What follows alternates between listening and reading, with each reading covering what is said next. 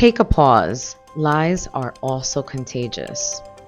Did you know that more than half of Latinos use social media as their main source of information about COVID-19? And over 70% of Latinos have used Facebook more than any other social media platform. One study found that during the pandemic, Facebook's fact-checking processes were not able to detect 70% of the Spanish posts with COVID-19 misinformation, but only missed 30% of the English ones. Does anyone else see a problem with this? People do not know that it can take Facebook up to 3 weeks to flag a post with misinformation, which gives mis- and disinformers plenty of time to go viral and spread lies. But Facebook isn't the only place you have to watch out for.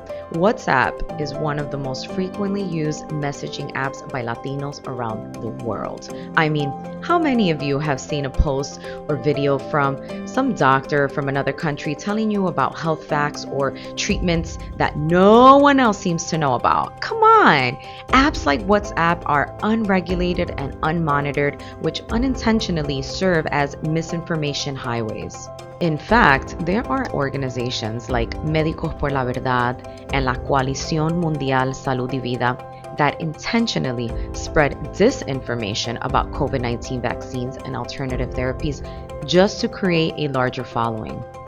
And unfortunately, these narratives play into people's existing fears about corruption and big pharma, many of which have been further amplified by trusted religious leaders who, let's face it, have major influence over what so many people believe in.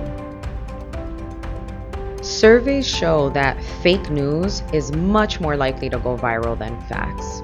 One report found that nearly 30% of news websites, where Latinos make up 20% of the audience, provided information that was flagged as biased, extremely biased, conspiratorial, or pseudoscience. So, how do we know when something is real or fake then? First, be aware of something called confirmation bias. Confirmation bias is our tendency to favor information that aligns with what we already believe in. It's when you automatically accept new information as truth, as long as it matches your preconceived beliefs. It's when you say, yes, this must be true, because it somehow confirms what you already believe in or want to believe in, even if you're wrong. So, how can you spot misinformation? Consider taking the following 5 steps. Number 1, always check cdc.gov or your local public health department's website to see if you can find information about the claim that is being made. 2, ask a credible source if they have more information, like a doctor or a nurse.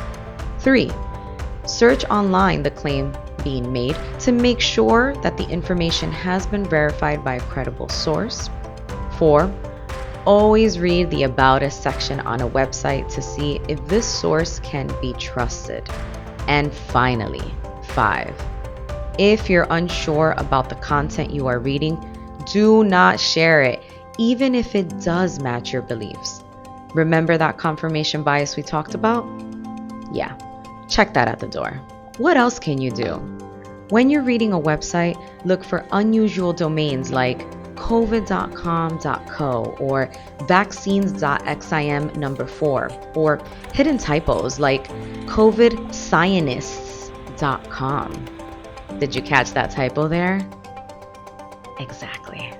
And when someone sends you an article with a study, look for things like how many people were included in this study, because a study with 30,000 participants is much more likely to have accurate results than one with just 30.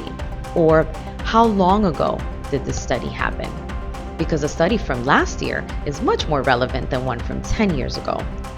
And most importantly, who funded this study, and do they have the required expertise and objectivity? Because let's face it, if your favorite juice company sponsors a study about their juice, what do you think they're gonna find? Lastly, always report misinformation when you spot it. Check out the World Health Organization's website for how to report misinformation on all platforms. Mi gente, Don't forget that you have the power to curb this misinfodemic. Our people are falling victim to lies. So remember, take a pause, do not share information until you investigate it, and question everything, including your own biases. The spread of misinformation can end with you. Remember, lies are also contagious. Visit poderensalud.org for accurate and factual information about COVID-19.